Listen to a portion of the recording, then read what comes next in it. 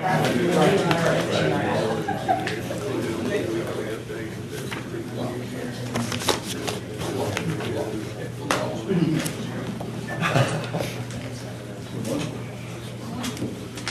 right, guys, we don't want to run any later than we are. It's good to see everyone today. Yeah, filled room. Good gracious, what in the world? Of course, it's been a couple of weeks since we've been here now.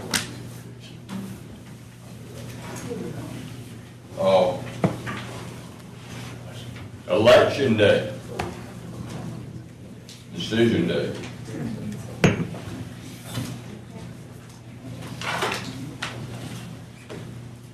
A lot of things that we need to consider, including this county business here today. But let's do what we always do, and let's go to the Lord in prayer and begin this meeting the way that we are expected to. Dear Lord, thank you. Thank you for this day that you've given us. As we move forward, dear Lord, we pray that you give us the wisdom, the strength, the courage, and the guidance to do the right things, the things that will be pleasing to you, the things that will move our county forward and establish harmony within your constituents. Dear Lord, I ask that you be with Stephen Lanier, Executive Director of the Department of Youth Services, and his family as he is traveling concerning the loss of a family member. The Lord, keep him in your prayers and throw your safety net around he and his family. Dear Lord, violence continues in our great county. Dear Lord, please touch those who are affected. Heal those who were hurt, and touch the hearts of those who created or caused this. Dear Lord, as always, we love you, we appreciate you, and we worship you.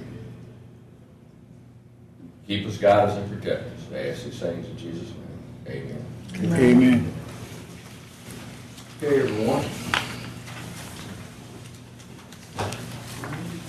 Let's begin at the beginning. Number one.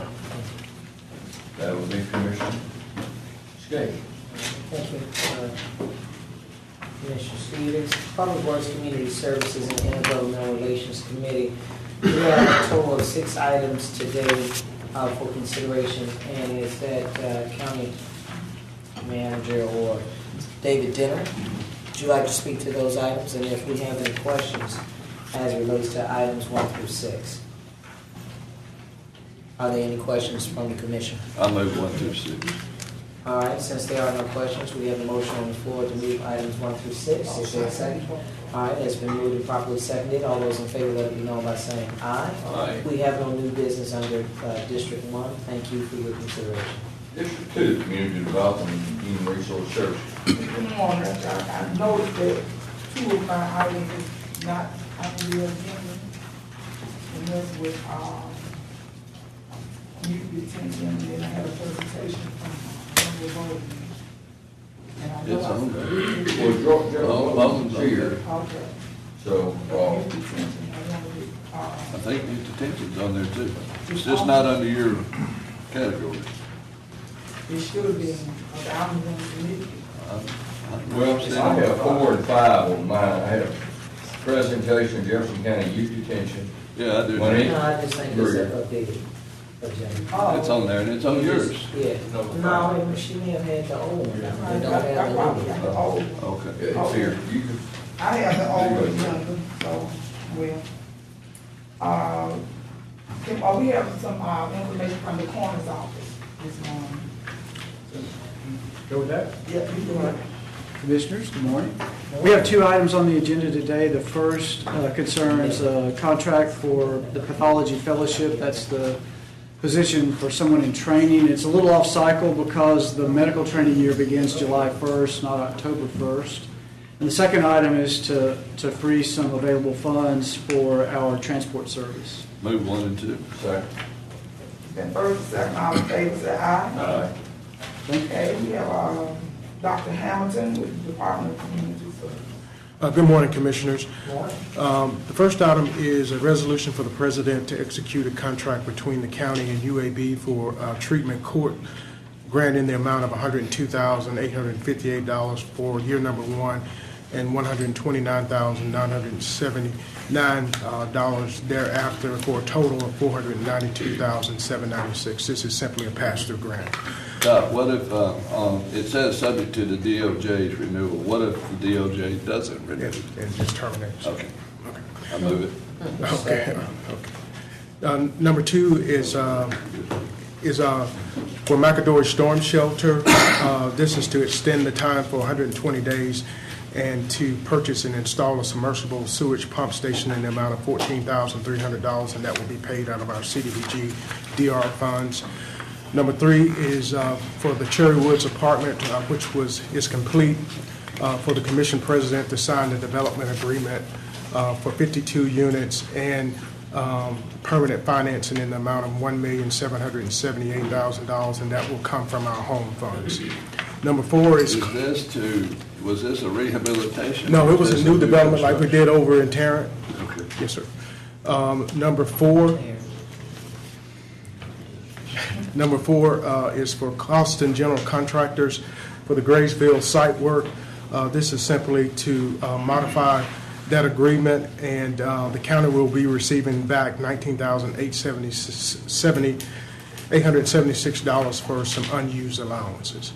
Number 5 is the Tennessee Valley Archaeological Research. This is for the Brighton Sidewalks Improvement Project. The Historical Commission is requiring a cultural survey be done, and the cost of that agreement would be $9,128 and paid for out of our CDBG program. Number 6 is for Salvation Army Cares, which is Amendment 2. The purpose of this modification is to expand the eligibility to include homeowners in their mortgages and extend the contract through September 30th, 2023. I have a couple of questions. Sure. on that. All right, the original contract,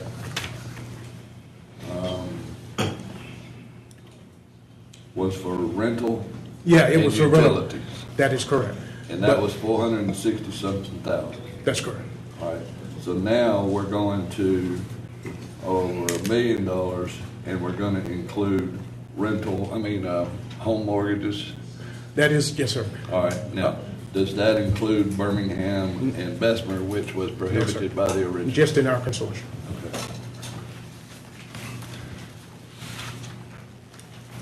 Any other?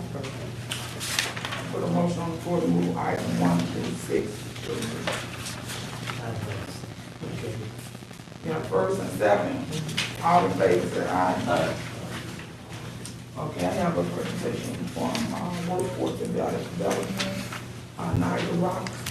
Good morning. Only one item this morning, resolution authorizing the commission president to execute a WIOA agreement for adult and dislocated workers between Jefferson County and the eligible training provider, ESD Truck Driving School, LLC. I move it Second. and move to expedite it. Okay, With the truck cover. first and second, all in favor, say aye. Aye. Okay, family court, Judge Hill. I don't have a report. I'll move. Let me ask this question for 1 second. What exactly are we amending? Is a reimbursement, I see, agreement with the county, is it like funds have been spent and we just? 66%. I'm sorry, I'm going to defer to, Good morning. my deputy assistant general. Actually, we had Good somebody morning, on Judge. on Facebook, but she hadn't answered yet, so I'm going to answer. This is actually an amendment of a little wording in that contract that we've had. Okay. It is nothing that changes the contract, but it's some wording that the state of Alabama wanted to have in all of their contracts. Okay, all right, I get it. All right. Second. It's been first and second, all in favor, say aye. Aye. Okay, I have a presentation from Youth Detention, Mr. Jackson. We want to do the other business. I could, but then I have 2 presentations, so if you Move items Should do 1. them at the end. The one who went- Yeah, that's there are 4 and 5. No, 4 and 5 at the end of your program. Okay. You've got Got Your other 3 items, business. so move items 1 through 3. Second. All right? Then first and second, all in favor, say aye. Aye. Okay. Go ahead. Good morning, Commissioners. Uh, We have a presentation this morning that's relative to youth detention. However, as indicated in my transmittal email to you, we're doing it in the context of the juvenile justice system.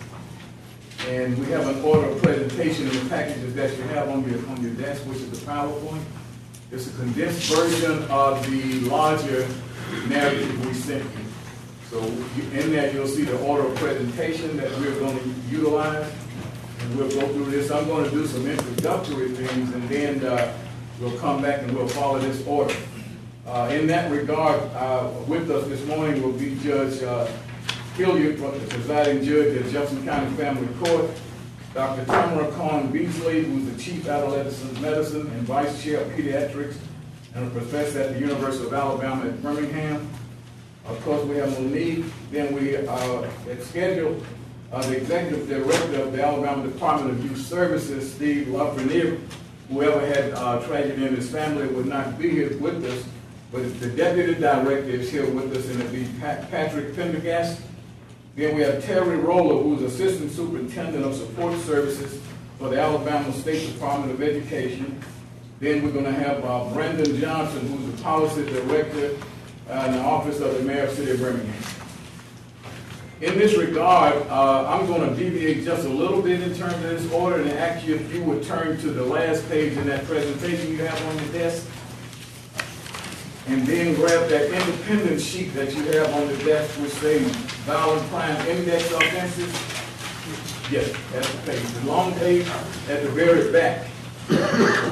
And Helen, if you have that one, we can go to that the chart. But if not, we also have some maps. That's the one that I have. Yeah, we can read that good. What you have there is what we're calling a mortality table.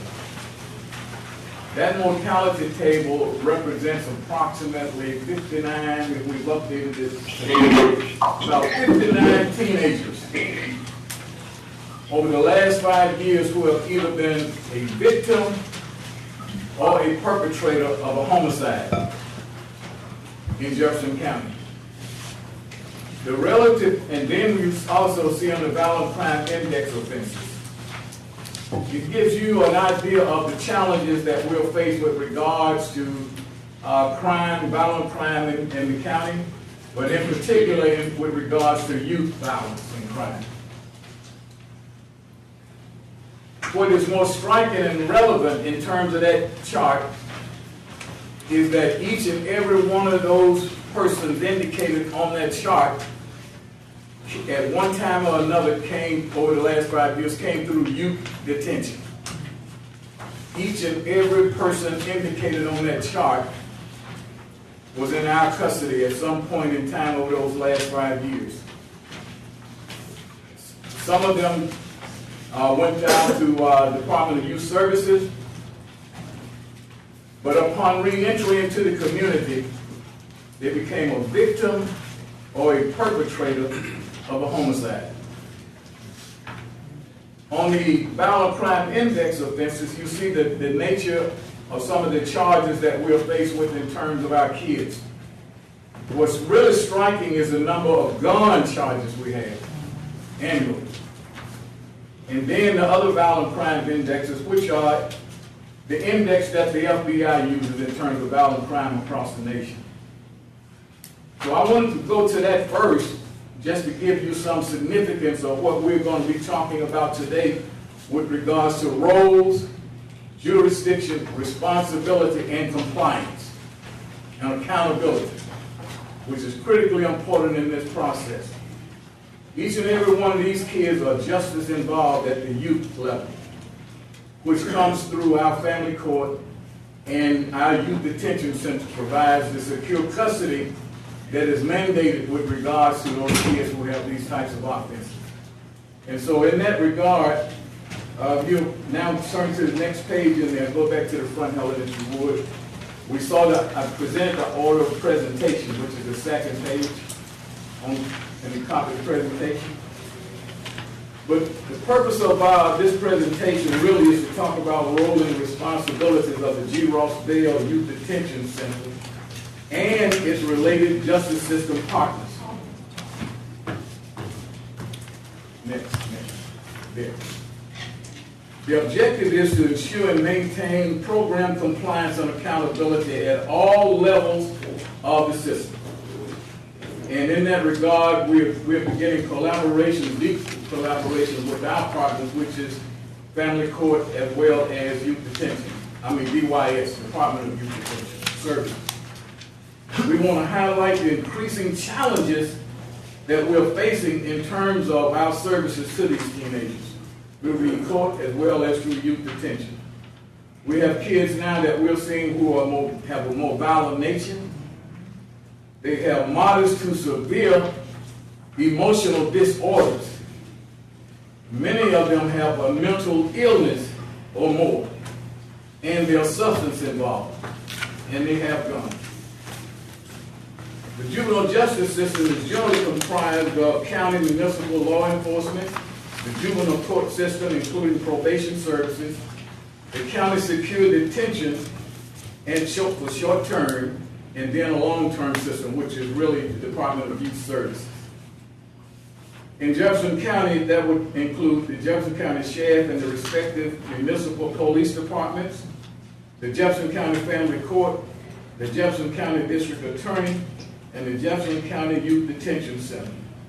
Each of these partners has a defined role with regards to its statutorily mandated authority. Next page. On the next page, you see the statutory, licensing, and regulatory authorities. Each one of these particular agencies has some responsibility in regards to, one, what we do at youth detention, the courts, etc. As a matter of fact, what most of us don't know is that youth detention is called a specialized treatment center under the State Board of Education programs. We have to provide education to those kids that are in our custody, as well as a number of other things that Monique will touch on in her presentation. The next page shows the juvenile justice flow chart. Number one is law enforcement. Number two is the family court. Number three, the district attorney is involved. Then we go to youth detention.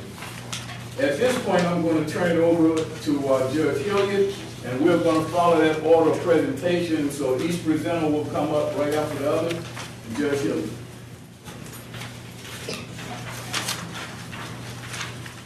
All right, thank you. Good morning, everyone. Good morning. I appreciate the opportunity to come and speak briefly with you all. I've been given one specific task, and that is to explain to you the mandates of the judicial system as far as juveniles are concerned, and to let you all understand the purpose, how we deal with our children as they flow through the juvenile justice system.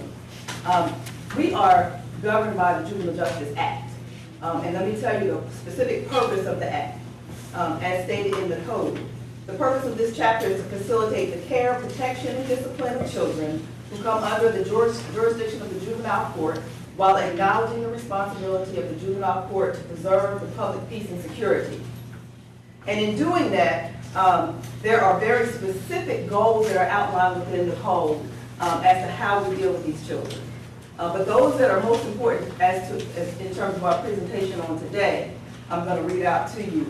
To secure for any child removed from parental custody, that will be any child that's placed in the detention, include those children who are placed in the detention center.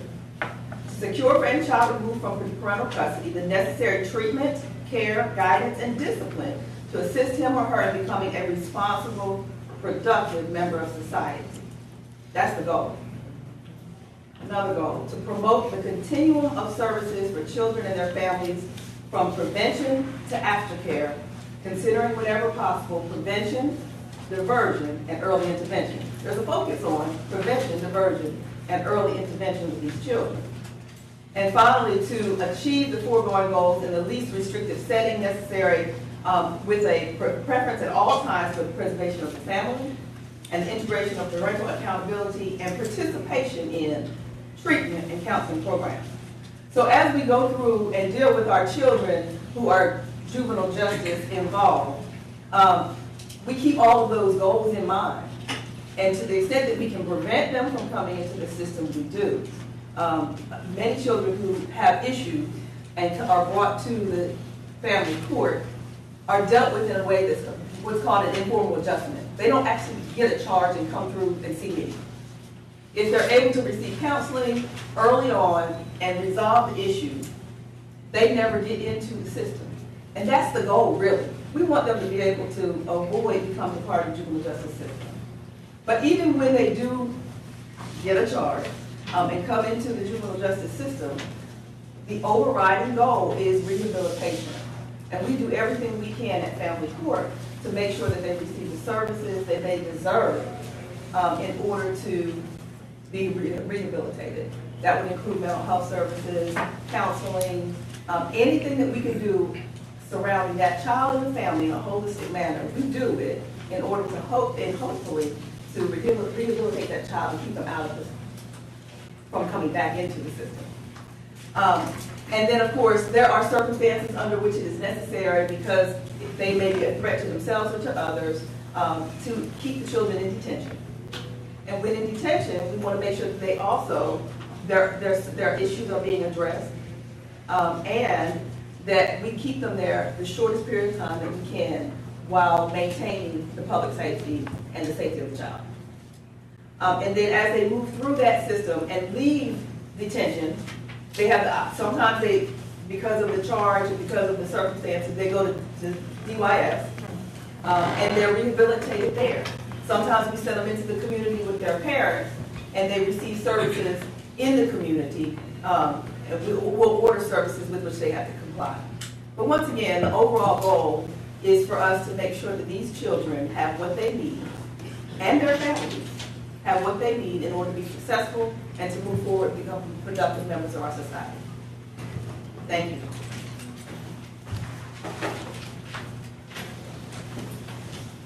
Good morning. I appreciate the opportunity to come before you today and appreciate my colleagues for being here from each of our different perspectives. I'm Tamara Corey-Beasley, and my role at the Juvenile Justice Detention Center is to actually provide healthcare services. I'm relatively a new member of the Birmingham community and came here, it'll be 4 years in September, and I direct the adolescent medicine program at UAB as well as I'm the vice chair for community engagement. And it didn't take me long to be at the Juvenile Justice Detention Center to recognize that we had a population of very challenged young people, and not often due to many things that are of their own doing, but of the circumstances by which they live and grow and which were modeled for them. And our typical role generally at the Youth Detention Center was to provide intake physical exams and also to provide acute care as necessary. But again, it didn't take a couple of visits to understand that they didn't really need me to listen to their heart or their lung because they were physically healthy.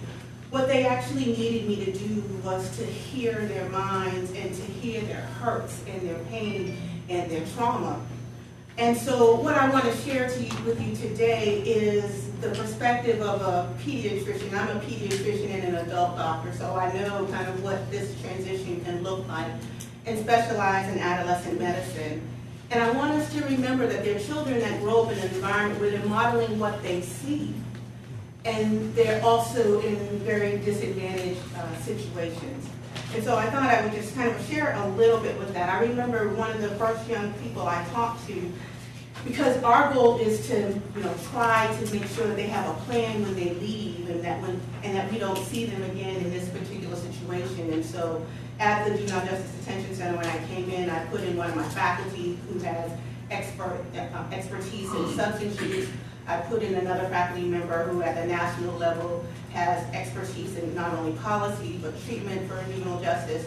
And we brought to the center as well an opportunity to screen everyone, not just physically, but utilizing a MACES, which is a standardized screening for juvenile justice, a psychological screening for each and every young person who came in, and then brought in also one of our psychologists who not only is from Birmingham, but also specializes in trauma to work with them with individualized care, and we just recently also added group care, or group therapy, I should say.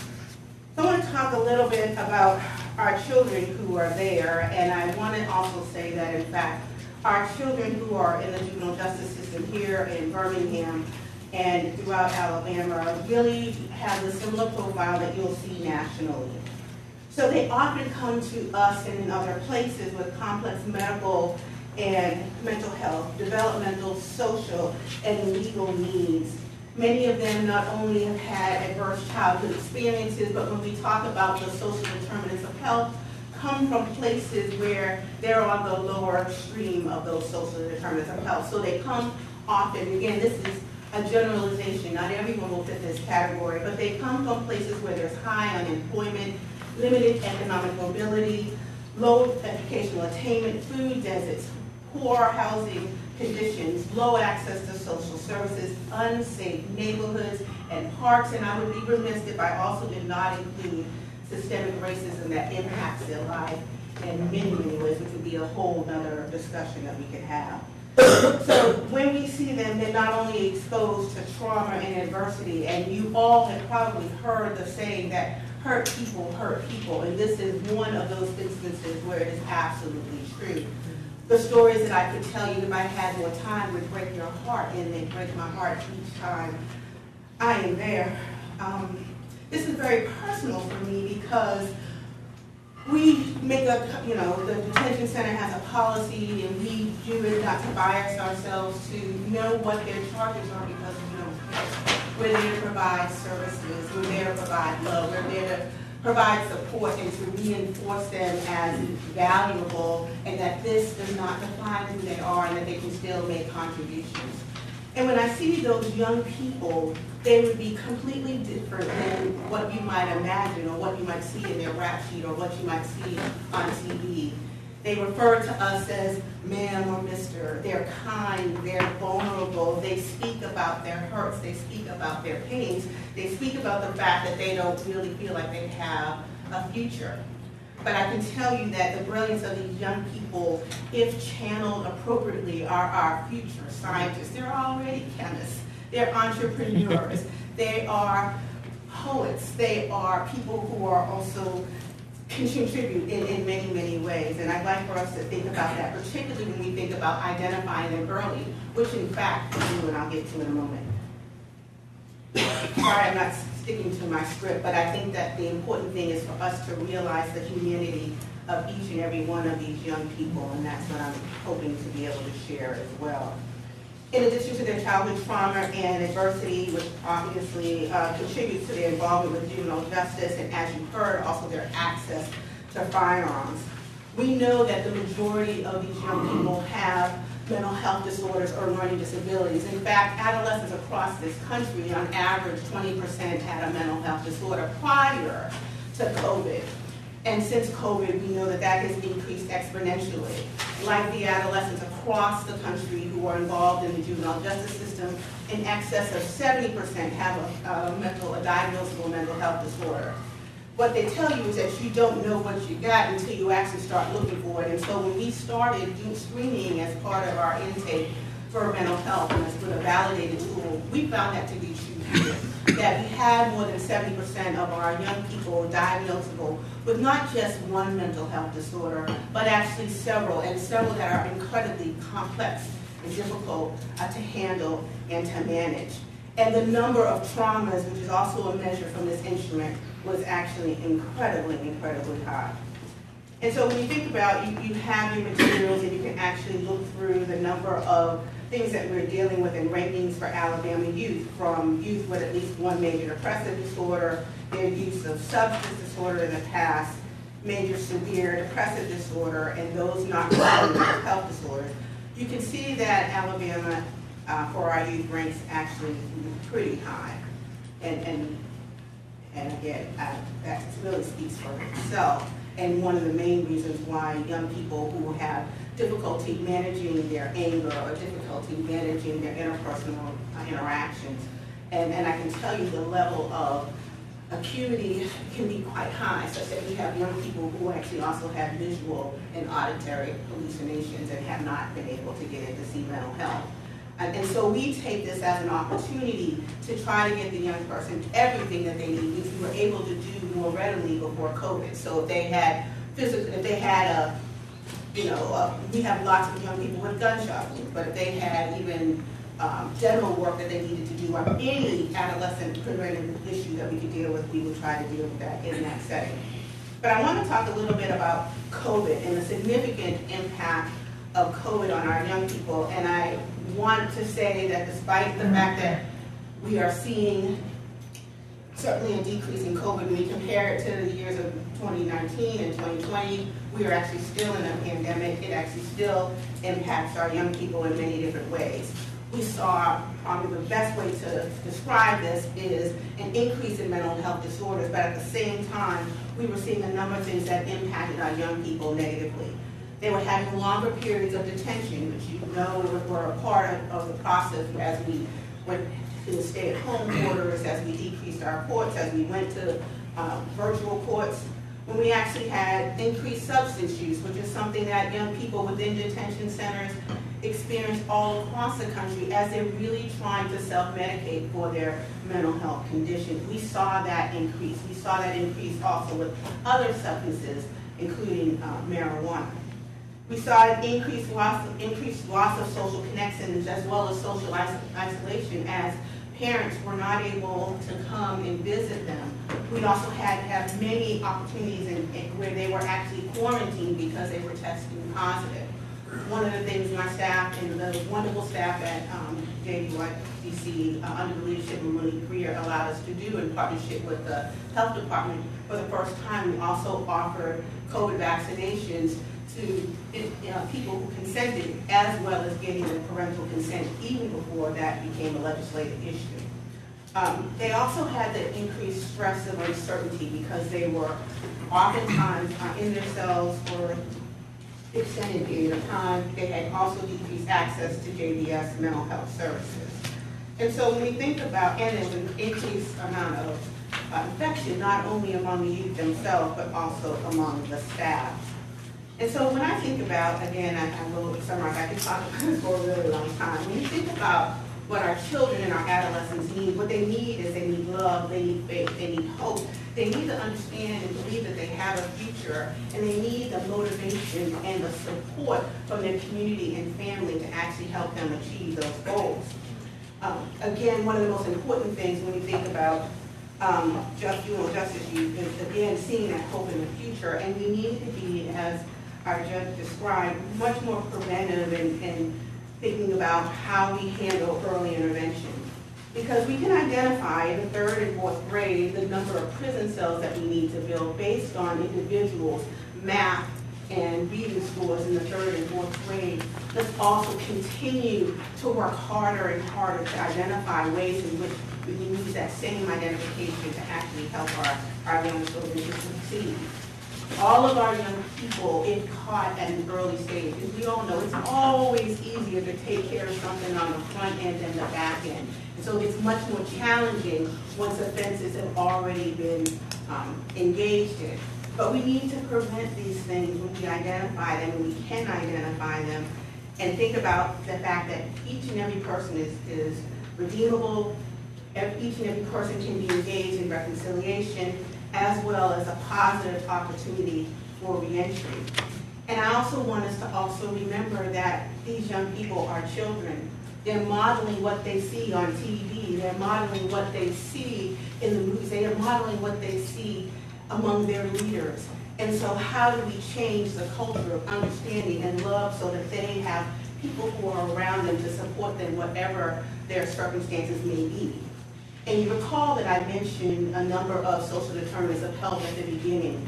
When we think about juvenile justice and we think about young people, we need to think about changing their environments and surroundings for all of the things that I mentioned, like food deserts, like educational opportunities, like where they live, and are they safe, and are they wrapped around in communities and families that can adequately support them. I appreciate so much your time and energy, and and I know you all are committed to this issue and working on this issue. And please know that you have, and everyone sitting here, amazing and wonderful advocates, and I couldn't ask for a stronger leader. I've done juvenile justice work in other states, and Ms. Monique Rhea, who loves those kids as if they were their own in the same way that I do, and I'm very grateful also to our county manager. Thank you.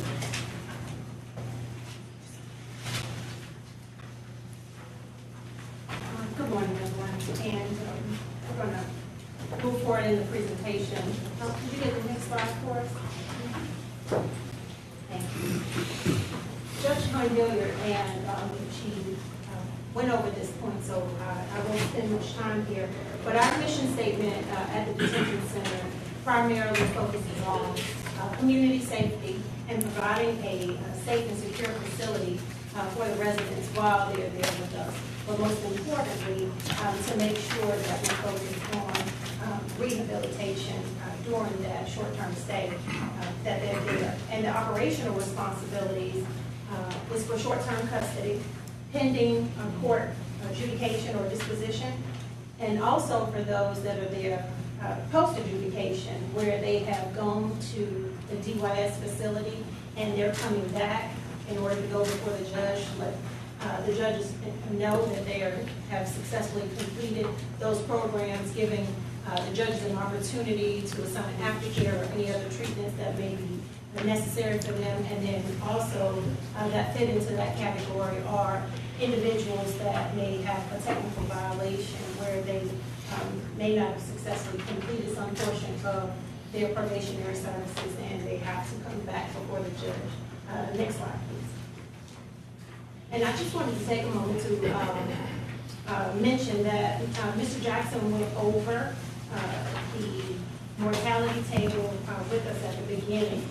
And unfortunately, it seemed like every time as we prepared that table, by the next time we thought we were ready to make copies and share, it was constantly being added to as late as yesterday morning. So it seems to grow almost by the day. And Dr. Davis at the coroner's office was kind enough to share some updated information. So we hope to be able to get more accurate information.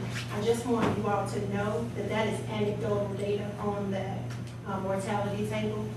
Those are individuals that our staff knew through news articles or reports on television or just in the community. No one tracks this information in any one area that you can go to. So I wanted to make sure to put that information out there, is that is based on our general knowledge. It is not all encompassing. The goals and objectives for the detention facility, as Judge Hunt-Hilliard mentioned before, is rehabilitation and prevention, and we really try hard to focus on those areas. Dr. Cohen Beasley very adequately spoke to how we're going about doing those things as a result of the MACI that we are able to administer to each one of the residents to identify what their needs are and bring in our program partners to address those things. But what I wanted to mention to you very briefly here, next slide, is our operational process and what is required by our federal and state government. We have three audits that happen. The DYS audit is every year. Year 1 and 2 is a partial audit. And so previously there were a total of 416 standards. So years 1 and 2, it will be a partial audit over 208 standards. But that third year is a full audit over the entire 416 standards, and that may have changed just a little bit with this next version of that. And then also we have our PREA audit, which is the Prison Rape Elimination Act. And that is through the Department of Justice, the previous slide. That is through the Department of Justice, and they audit us every 3 years. And lastly, it is the State Health Department, and they come in and they audit us every year to make sure that we are running a a clean facility and that our dietary services are up to par. From a medical standpoint, Dr. Poindexter covered this really well about the services that we provide. Inside of the facility, we have UAB physicians that come in on Monday, Wednesday, and Friday of every week, and then the nurse comes in 5 days a week to make sure that we're able to address the needs of the residents as they appear. And then around mental health, she spoke about the challenges that we have with residents that have variations of mental illness and behavioral health challenges. Some who are not medicated or under-medicated, or they are stabilized when they're with us, but then they go home and for various reasons, their families don't continue them on the medication and they decompensate and find themselves back before the court. And so it is constantly trying to keep them stable or make sure that they have access to adequate care. Staff development and training is key in this area, and we have to make sure that we get the staff the kinds of updated, current, most evidence-based training that's available to them, because jails, prisons, and detention centers have become de facto mental health hospitals. As many of you know, those in the community have all but closed. And so there really is nowhere to take them, not even so much the emergency rooms, because they are overrun as well. And then lastly, I just wanted to speak to our challenges with spacing there in the facility. The way we are currently configured, sometimes it's challenging to separate those violent, aggressive individuals away from others who are just there because they may have found themselves in the car joyriding or other things. And so, or they're having some active psychosis. And so there are some challenges there for us. And then I'll take your attention to the next slide. Finishing up on our goals and objectives, Mr. Jackson spoke to you about our educational needs. And so I have our partner here from the State Department of State Department of Education, and we are required by state law to provide educational services for youth there at the detention facility. The Birmingham City Schools are our local educational agency, and they are required to provide school services as though these children were in their home school. In fact, when they come into detention, it is though they are being Birmingham City School students. And so Mr. Roller is going to speak to us more about the requirements from the state around education.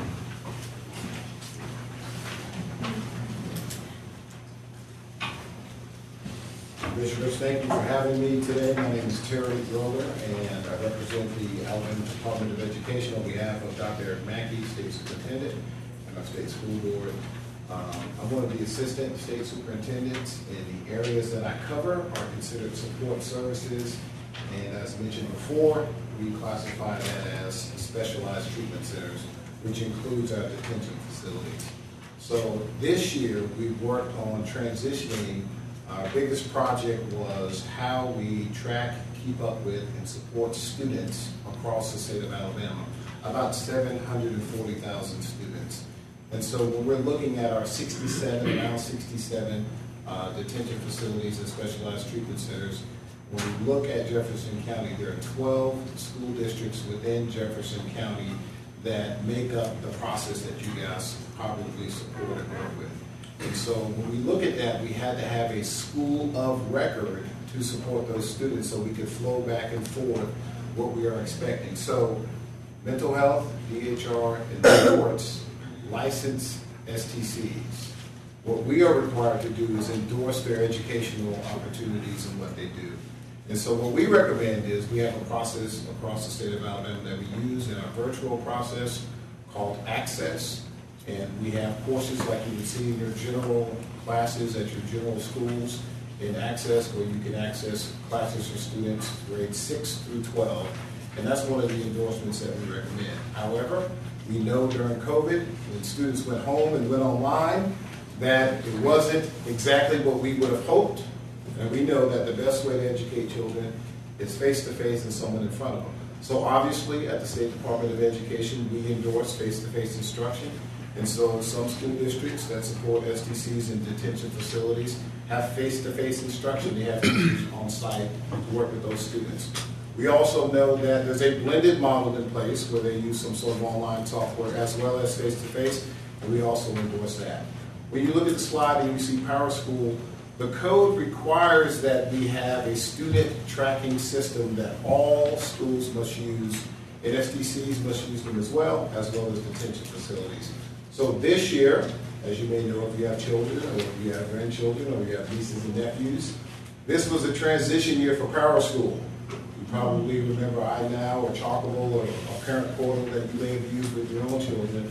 We made that transition for all 150 school districts this year, and we're also bringing our STCs and detention facilities along this year as well. So training has occurred all year. We just wrapped up our last round of training last week. We got all the ones that need makeup sessions. And so, as you are aware, schools are closing currently for the year. And so we'll close out grades, we do our migrations and our updates.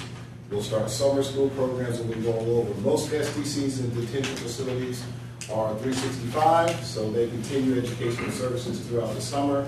So we'll allow them to do that, but we'll update and close out the school term this year.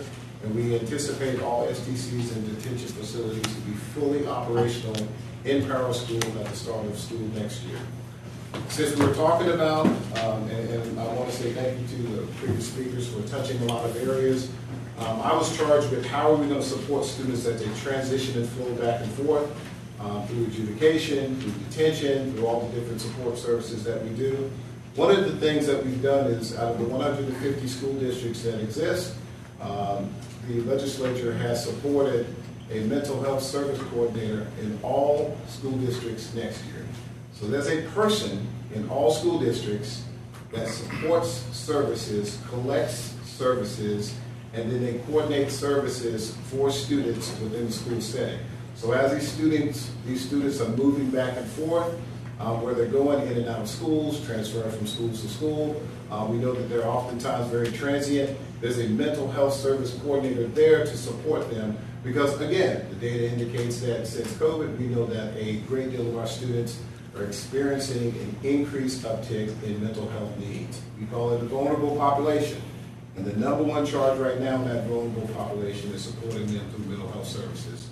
So there's a person in place in every school district to support those needs. And so we encourage students that have caseworkers or DHR workers or juvenile probation workers that are moving those students about to make sure they check in with those student services directors in those LEAs, those school districts, and make sure that they are coordinating services. Right? That concludes my presentation. Can I ask you a real quick question? Yes. If you have a child that comes into the youth detention, how do you coordinate him if he's or she is in school? How do you then coordinate, like, we're going to continue to educate him? How do you know where to pick up and do? That's an insider question. You got some inside intel. I love it. So no, that's just. I don't have any inside, believe me. I got one in a minute. I'll have inside. By the way, I want to say Commissioner Stevens and I worked together in Hueytown and Jefferson County Schools. Well, we won't hold that against you. About 20 years ago. So yes, good to see you. So to answer that question, so that's why we recommend the access model. The access model is exactly what a student in Vestavia or Homewood or Hoover or Mountain Brook or any other school in Alabama would use, where we assign you a teacher that may be any place in the state and you interact online with that teacher and they go back and forth with you with your lesson, okay? That's in our access model. So that currently exists for all students in Alabama right now. So we recommend that model because if you're in Gardendale and then suddenly you're in a situation where in a detention facility, that teacher through access can follow you when you leave Gardendale to the facility because it's all virtual. So that's one of the reasons why we recommend that. It's free, it doesn't cost anything, and that person can interact with that student as they go back and forth based on what the requirements are wherever you are, there may be some situations where you have to have supervised use of computers or something like that. But you can do this anytime because it can be synchronous, meaning right then, right now with that teacher, or asynchronous, where you're doing the work when the teacher's not there and then they communicate back and forth with you.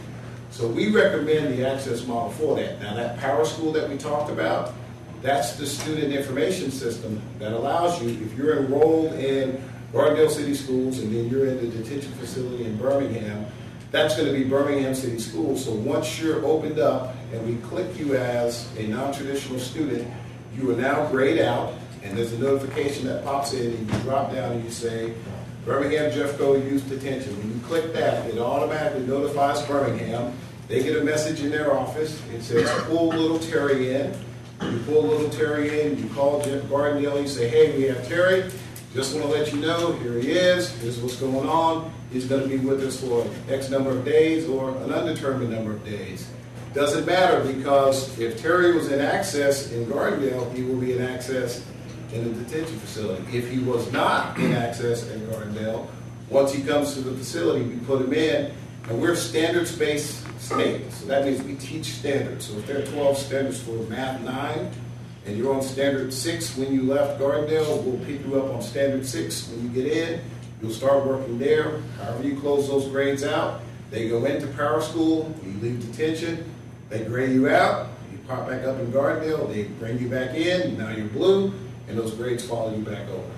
So that's why we recommend access, because as the student flows, the coursework flows seamlessly. But is that putting on a burden on the teacher in Gardendale, an extra burden to It's them? not a burden, because that teacher, if that teacher was in Gardendale doing face-to-face, they're just going to receive grades like that student came in from summer school or from another school district from another state or from someplace else. Those grades will seamlessly come back over into that grade book at that home school. But I'm talking about the teacher and teaching. If you got a guy over here in the youth detention, and you're saying that the teacher has access to follow them, does that teacher have an extra burden to do something extra in order to? So if Terry is the teacher in Terry was a bad boy. I was a bad boy. I really was. So if Terry's the teacher, I really was. So if Terry's the teacher in Gardendale, once you click non-traditional and you gray him out and send him over to the detention facility, theoretically on access, that ends. That teacher no longer is working with him. When that student goes over and we put them on access in the detention facility, there's another teacher out there in Alabama that picks him up. Then those grades, when he leaves the detention facility, goes back over to Gardendale, and now that teacher in Gardendale opens it back up and they receive the grades when they come in, and then that teacher starts from that point forward. How much does the state put into this program as far as financially? So I do not have the budget for access. That's a different department. I can send all that information through to Monique and she can share with you guys. Mr. Stevens? Yeah, Terry, good to see you. Yes, sir, my pleasure. What you're describing is kind of like an electronic IEP for scholar and his kids. Individualized education is going between school systems and going between. So I love that, but could you call it a PLP for me? Whatever you want. Yes, please call it an electronic personalized learning plan. Okay. Yes. I can go. Yes. Because when you say IEP, there are federal guidelines and regulations that go with that, and so that's another conversation that we'll have at a separate time. But yes, sir, there's an electronic personalized plan that follows the student. The age of these kids, you know, they can drop out. Is there any reason, are you giving them an incentive not to drop out? You know, that's the key. You know, and I go back to when we had IEPs. Before your time, I thought Gilmore Bell. You remember that? And every kid I had was an at-risk student. I had no one that was not at risk. Nobody was coming from out Maine or the detention facility or the home school. And we were able to educate them and actually make them want to come to school. That's right. Because you had embedded academics in that career chapter, in that vocational setting. Is there any way we can do that now to teach these kids skills, to give them employability moving out? Because Everything is electronic now, and that's wonderful and great, but you've got kids that really are visual learners, and they really want to be hands-on and different things. You know where it's at. You know my bad. So here's what I will tell you, and I know my teammates are looking at my clock, but I will stay around and answer any questions that you guys have. The Specialized Treatment Center will determine which educational model that they select. I gave you 3 options. One could be the online version with access. One could be face-to-face with the teacher. So if Birmingham City has a set of teachers, 5 to 7 teachers, that teach core classes, and they go hands-on, in your face, side-by-side instruction, that's their choice. We'll approve that because, again, we're a standards-based state. So as long as those teachers are teaching those standards, we have no issue with that. Or you could do a blended model where you have a teacher some of the time along with the online version that you work with. They pick the section that they want. And with those courses that we do in Access, there are some vocational education courses that are available. Obviously, welding is not one of them, because that's one of the ones where you need to be in a shop with a mask on, hands-on. So a lot of those traditional vocational education courses may not be available through this model. But those are things that other programs exist within these institutions or these entities where they can create those opportunities for them. But great question. This gives us a chance. Give you a shot. Give you a shot. Give you a shot. Thank you. Yes, sir. Thank you. Any other questions? Okay. I guess I'm up. I'm Pat Pendergast. Pat, you got 2 seconds. 2 seconds. Right. Everybody else covered everything you needed to know. Well, I'm here just to tell you how DUIS interacts with the detention centers. Here, 4th City, Lafayette. Good to see you all today. I see some faces that are familiar to me: Jane, Gwen, Judge, and of course Terry. But what we've done at the Department of Youth Services, she mentioned already that we license the facility. We have people in the building a couple of times a year. We also, through the legislature, partially fund the detention center. We participate in association meetings with Monique and the other association directors. We also provide 20% of the kids who are in your detention center are actually there waiting to come to DYS at one point in time. The other 80% that are there are typically waiting for a court or waiting for some other process. And we also provide some residential services and we release them back to the court. So, we have over the last 15 years, we've no longer been taking status offenders at the Department of Youth Services, so a lot of the numbers are down, and many of these youth have become involved with courts, and they have high needs. And when we agreed to, when the law was passed to lower the number of chins that come to DYS, we also agreed to put additional funding into the community through diversion grants. And there's about $11 million a year placed in diversion grants that are provided to all the counties around the state. Jefferson County gets about $1 million in diversion grants and in money for the detention center from the state. What has DYS done to try to address some of these problems across the state? We've increased those diversion grants. All the diversion programs are evaluated twice a year. We've modified programs the last 4 years to improve the ability of counties to refer status offenders to those diversion grants, as well as, and I think you mentioned earlier about kids being placed on aftercare. We also allow kids who come back from DYS to go into the diversion programs on aftercare. So we've partnered with AOC and the University of Alabama to look at some recidivism studies, and what we have found is that one of the most consistent findings is that the highest rate of reoffending occurs within the first 6 months. About 30% of our recidivists do so within the first 6 months, and then that drops off after year one and year 2. And these are consistent pretty much across the board. So, we need to include some things in the community. We need to include some things in the detention center, and we're here to support that in any way we can. And I've tried to be as fast as I possibly could. Time constraint here. Mr. So Pendergrass, I do have a question on your second bullet. You say how youth needs have changed over the last 15 years. Can you summarize that in just a very Sure. short? There have been a lot of significant educational and social family deficiencies that the judge has mentioned and other people have mentioned. Educational services are present in the detention center, this can be especially true for the female population. It remains to be a problem that they're not getting the kind of schooling that they need coming all the way up. And when they come to the detention center, you can't expect them to handle all those problems. Many of the youth who become involved in courts have high needs, along with delinquent behavior and a concern for public safety. And they present with mental health issues and substance abuse issues, which I think Monique also mentioned in her presentation. But how is that different from 15 years ago? It seems to be getting worse. It's more prevalent.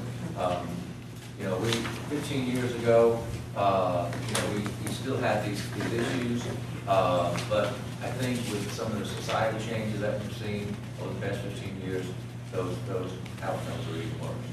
And did you say it has a lot to do with the parenting, right? Yes, it does. I know it does. There's a lot to do with what's going on on the internet, what's going on in the cell phones, control, those kinds of The controls. community, the communities too, if they live out. Absolutely. We're mentioning role models. These role models that these kids are having nowadays are really not mom and daddy. And they're not very healthy. And when they act out, it's from a position of insecurity. And wanting to have their position stated and to have their, I used to call it pecking order. They want to establish their place in the pecking order, how it works. Well, it's no different than at home. It's just a different environment for them. God bless you. Well, a lot of these kids are acting the way they do is for survivability. Yes, that's exactly right. They're hunting for their place, and that will, to hire you up on that, so better off you. Except for Terry, he was bad. Good morning, Commission. My name is Brandon Johnson. I serve as Director of Policy in the Mayor's Office, Division of Social Justice and Racial Equity. Also here today from the Mayor's Office is Tracy Bennett from the Division of Youth Services. I will try to keep this very brief, and I'll begin and end on one point. That point is youth become adults. What we do not do today, we will pay for it tomorrow. I'll speak. You serve and govern over several municipalities.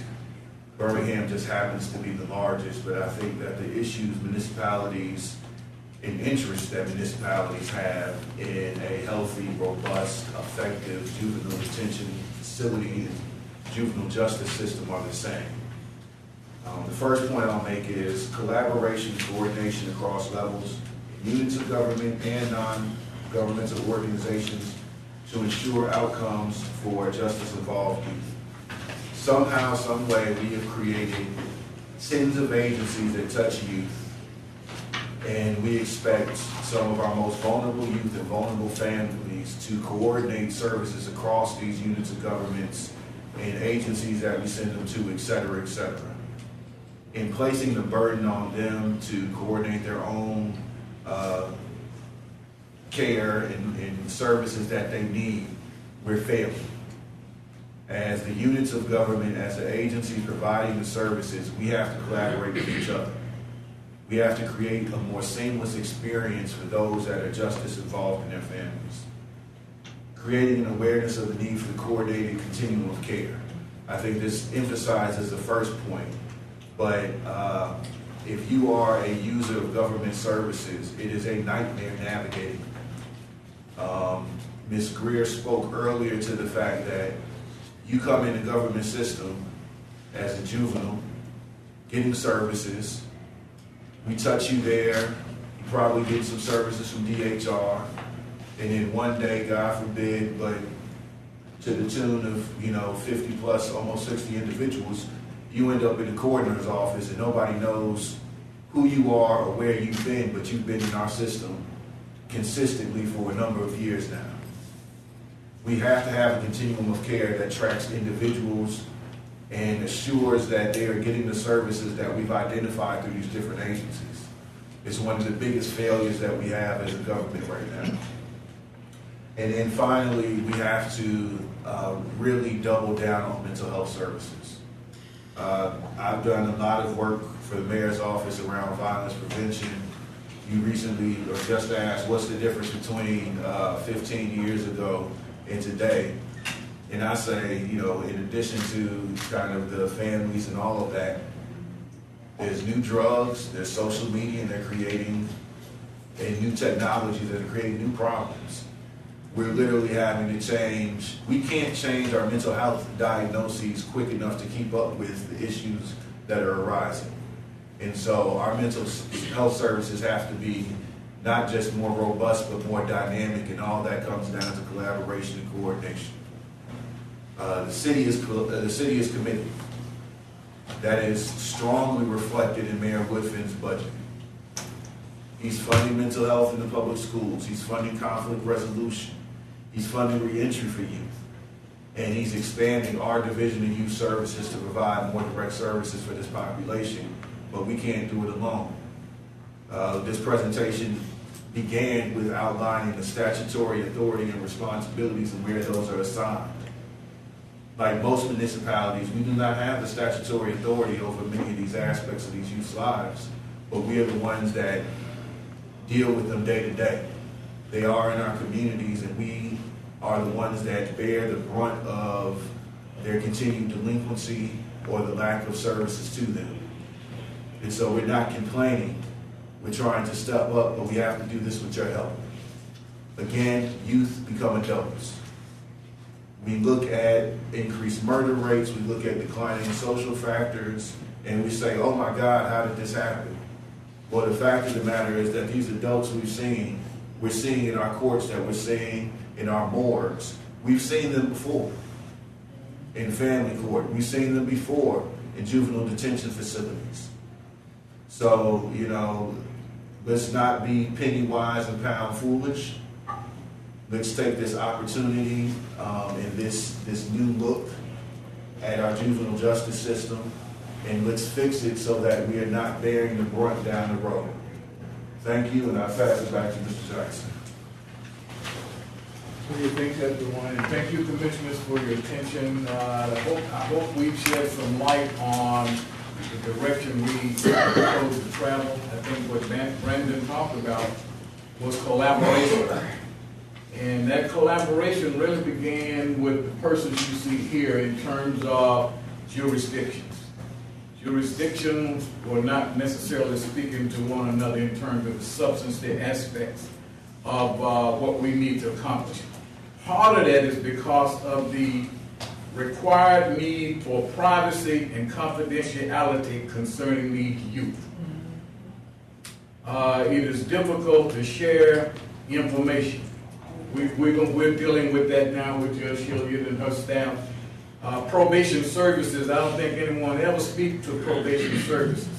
Probation services has a lot of information, but they can't necessarily share that information. We are going to have to work across some lines to sort of modify that and change that with the help of the court, but also with the help of this commission and other governmental authorities who have to speak to our legislative delegations and the government. We are bound by what you saw here in terms of those statutory mandates, etc. But more importantly, the privacy regarding these kids is serious. As you know, their records are sort of sealed. We can't share that. That's even in terms of what DYS shares with the court. Then the court can, in terms of reentry programs, etc.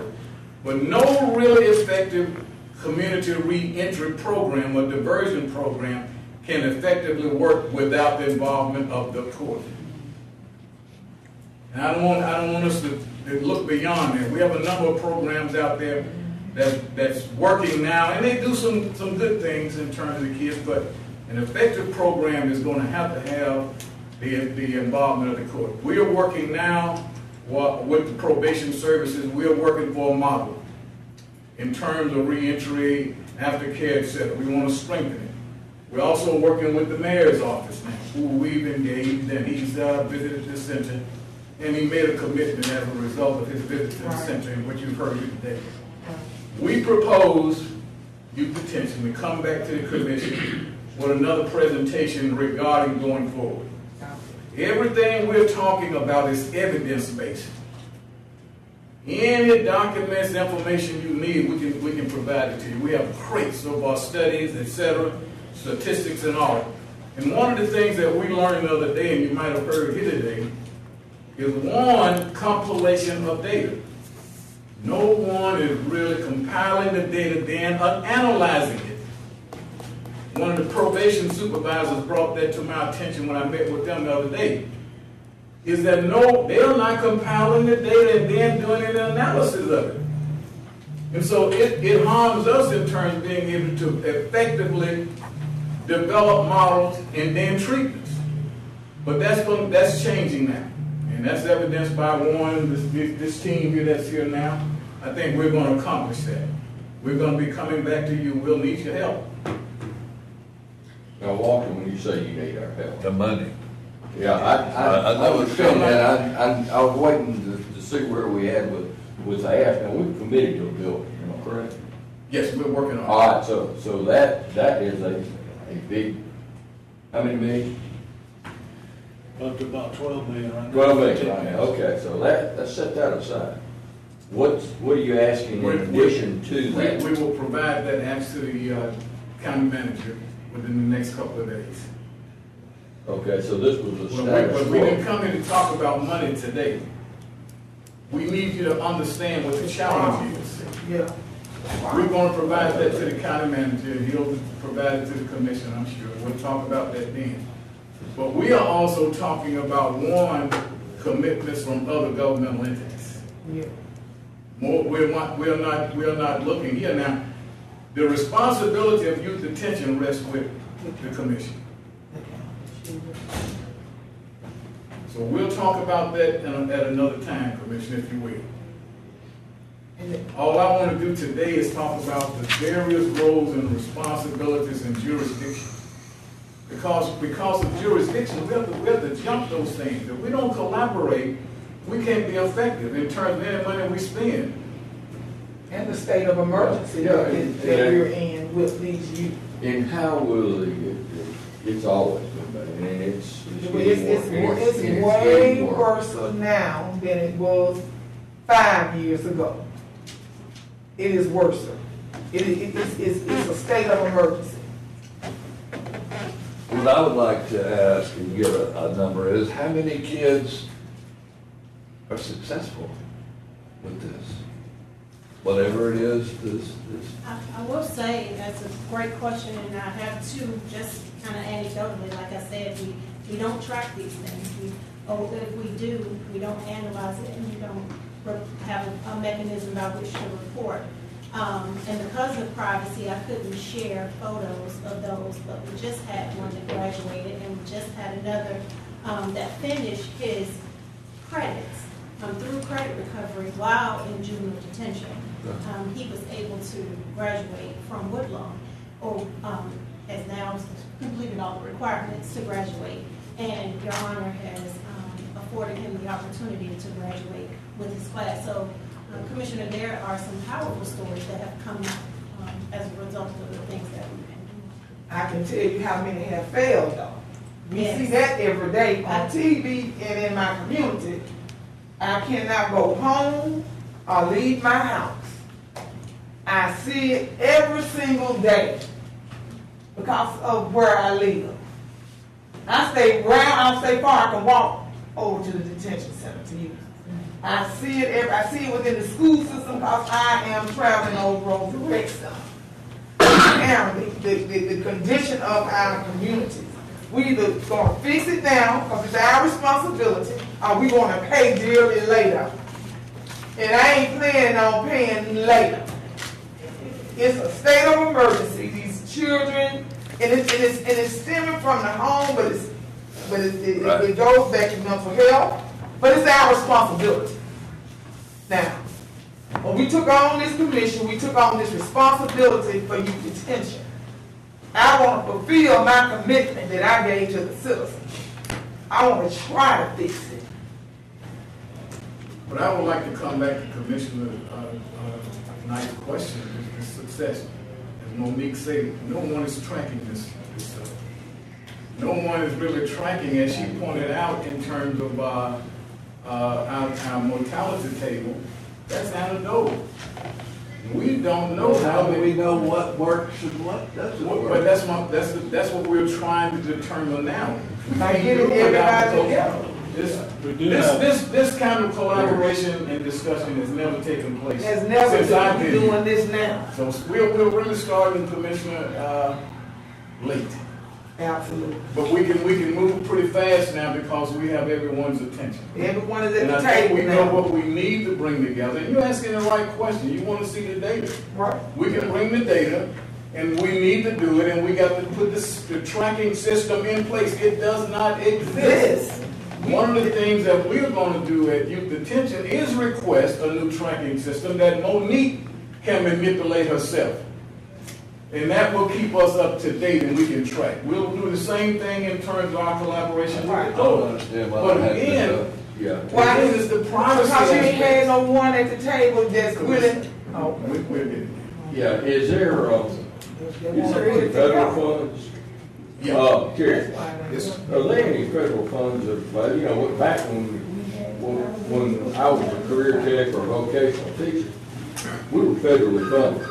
And we had to have that IEP, and they required if you didn't have an 80% completion rate with success score, you didn't get funded. There's a federal reentry grant out there that you all could probably apply for. And then there's a mentoring grant that you could apply for. I can get you some information about that. Yeah, I'm talking about continuing funding. I'm talking about something that is really gonna make a difference, not a shot in the arm. Well, there are at-risk funds. And there you go, now you're talking. Yeah. But All right, y'all gonna come back with another Yes. plan? Are y'all gonna bring snacks and Yes. refreshments when you come back? Yeah, we I'm gonna go somewhere at 6. Okay, well, we finished our presentation. We're on the commission time now. So we but we're not worried about the You're ready? I'm past. ready. What we're Let's go. trying to do is to fix it now. Let's move. So we can't go back in the day. All right, Thank you. thank you. Yes, sir. Come on, all right. Gentleman Bowden. Okay, Commissioner Knight, Monique does track youth recidivism, and one of her goals is to reduce recidivism. I know that. I'm looking for the other side. No way. Hey, guys, wait a minute. Y'all got to stay for the rest of the meeting. Y'all can't do that. Absolutely, absolutely. He's got a good presentation. We got finances we're gonna talk about. We can watch out. Yes. We have General Bowden with Tri-County Veteran Services. Thank you all. General Bowden, you get it.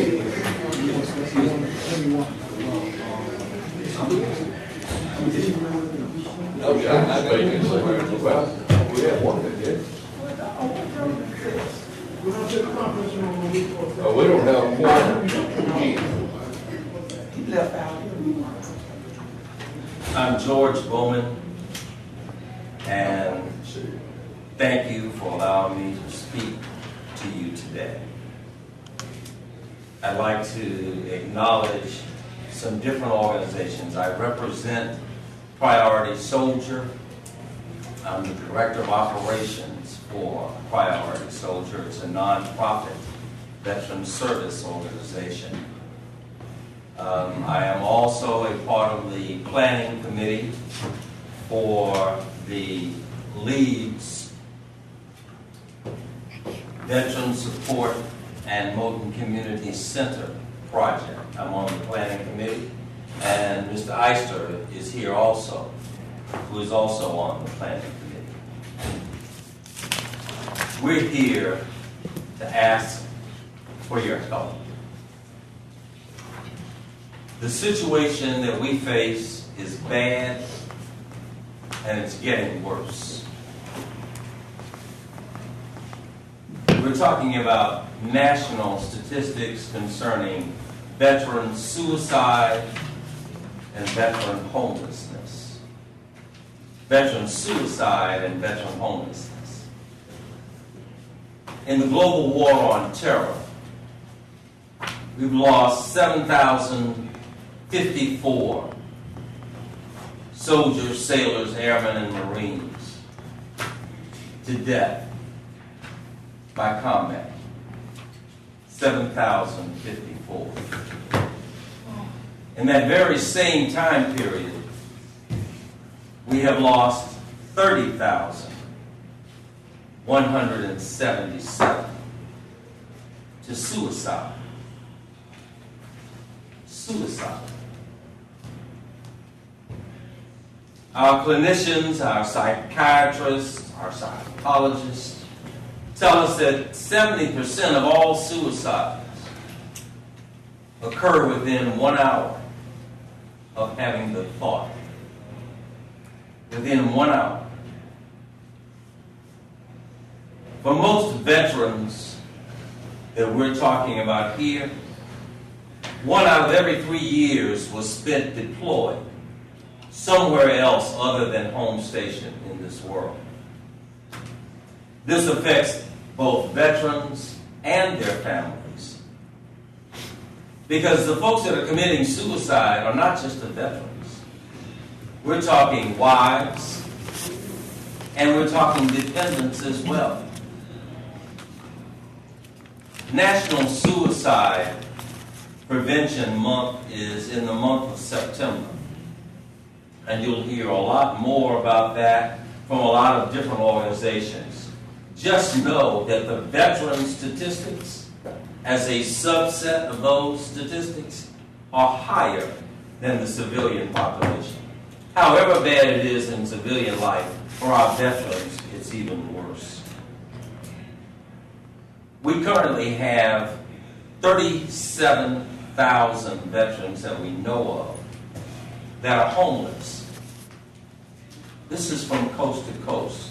Let me bring it a little closer to home. In the state of Alabama, in the past year, we lost 140 veterans to suicide.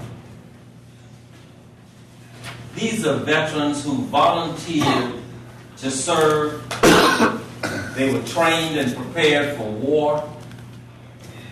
They deployed to combat zones. They survived combat. They returned home. And for various reasons, killed themselves. We have a problem. We have a very serious problem in the Department of Defense and in the Department of Veteran Affairs. And just so you know that we're not alone in this, some of our neighboring states, in the state of Georgia, they had 208. Pennsylvania had 261. I'm talking about suicides in the last year. The state of Texas had 511. The state of Florida had 577. The state of California had 526. I could go on and on. Every state has this problem. This is a national epidemic. This is a national problem. Both the Department of Defense and the Veterans Administration agree that veterans need effective treatment for care for the invisible wounds, because you can't see these wounds. These wounds are wounds of the mind. The last panel here talked about mental health and mental health issues. In this particular case, this is mental health in spades, on steroids. We need everything that we can get. And we're providing everything that we have available. Mentally, the horror of war stays in the minds of these veterans because of what they've seen because of what they've done and because of what they've experienced. Again, they survived physically to come home, but the war never went away in their minds. Our Vietnam veterans, for those of us that are old enough to remember Vietnam, our Vietnam veterans are dying in greater numbers than any other age group. So what are we doing other than just making you aware of this information? Our plan to address these issues, we're establishing a Veteran Support Center in partnership with the Moulton Community Center in Leeds. That big overhead photograph that you have on the table before you is the Moulton Center in Leeds. It's on your table. It's not on the screen. That photograph is the center in Leeds. You may ask, well, why Leeds? Why not Birmingham? Why not Fairfield? Why not Midfield? Leeds sits in 3 counties. Leeds uniquely is in Jefferson County, Shelby County, and St. Clair County.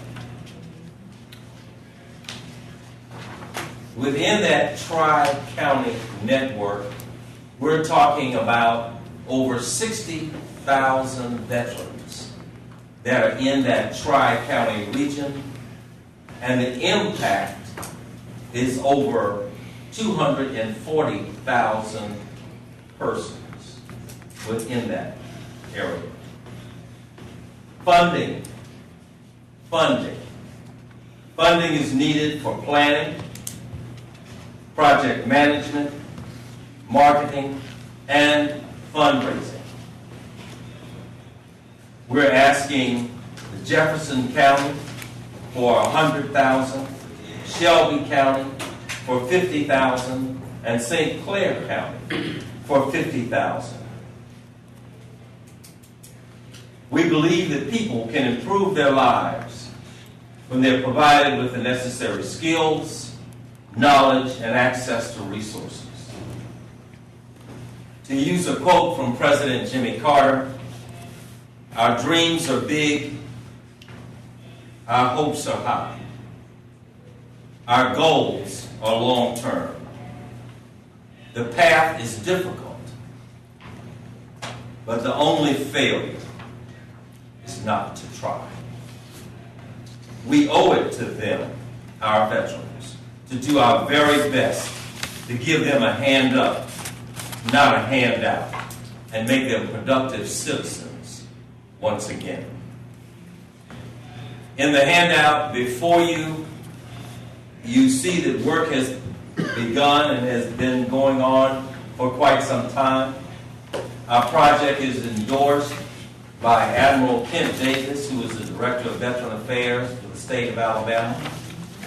He supports us so much so that he wants us to build another one in Selma, in the Black Belt region as well, because they need one just as we need one here. Just as the last panel mentioned, we cannot do this by ourselves. We need your support. These veterans are our veterans. They live in your districts. Their families live in your districts. They're citizens. They're our citizens. And they need help. This situation is bad and getting worse. Here recently we had 10 sailors on one boat that committed suicide. 10. This is off of an aircraft carrier where you're talking highly specialized and highly trained individuals choosing to take their own life from depression, from despair, for whatever reason. We've got to turn that around. The center that we are proposing will provide mental health support for veterans suffering from PTSD, and from TBI, which is traumatic brain injury. The center will also provide administrative support for veterans and their families that are applying to the VA for benefits. It will also provide housing support for homeless veterans to obtain housing. Again, the services that this center will provide will impact over 240,000 people. We need your help. We need your support. Thank you. Thank you, Jordan. Jordan, what were those 4 items? Planning, marketing, fundraising, and what else? That you need money for? Immediate money? Project management, marketing, fundraising, planning. Project management. Okay, that's one I did. Planning, the marketing, the fundraising. Again, we're a nonprofit. So you need 100 just to get started, or 200? Just to get started? Yes. Yes. 15 to get Thank you. Thank you, Jordan. Thank you. Thank you. Okay. Administrator Infrastructure Committee, I'd like to offer my agenda to the commission as a whole. I would move it. I don't have what you've reported for your other business, but I'm sure it's Other business. yeah, your community grant, Silver Springs, mine's blank. But Yeah, they want a treadmill for the seniors. okay. I didn't know if this was a TBD or not. Yeah. Yeah, it's just a treadmill. All right, and also this University Authority Second Amendment Agreement. Did we get a red-line copy of what the changes are? I'll tell you, it's one change, and the change is that originally the monies were to be paid to UAB, and UAB would then pay the money to our agent. And what we changed was that because of the way we've redone our funding agreement, we will make those payments directly. The debt service payments, we'll make them directly. But the master agreement originally said that the authority would make the payments. So this changes it so that we will withhold those monies and make those payments directly. Okay. That's the only change. Is that what you got there? This is the money man here, and I'm just checking with him. I move your agenda. Okay. I have a motion to approve the agenda. Second, all in favor say aye. Have one item of new business that we need to present now. It's a resolution for the county commission to accept from the recovery money to apply for and accept inmate offset funding from the state's ARPA coronavirus fiscal grant. County manager is further authorized to correspondingly allocate budgetary appropriations to properly administer the grant compliant with federal legislation and state requirements.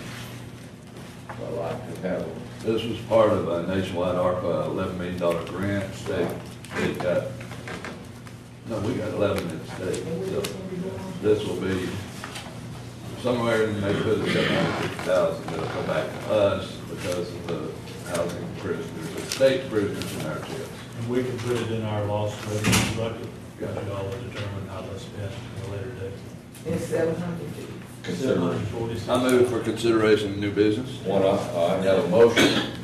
And thank you. Do we have a second, Commissioner? I said so. Second. All in favor say aye. Aye. Any opposed?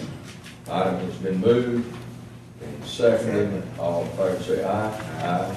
Commissioner, anything else? Thank you, Commissioner Knight, for bringing this one to our attention to the ACCA. We almost, I'm sure we had it on sooner, but we caught it. All right, good. Commissioner Knight? All right. Finance, you want to just, any questions on items 1 through 10? I move. Have a motion and a second. All in favor, please say aye. Aye. All right, I have a budget management. Is there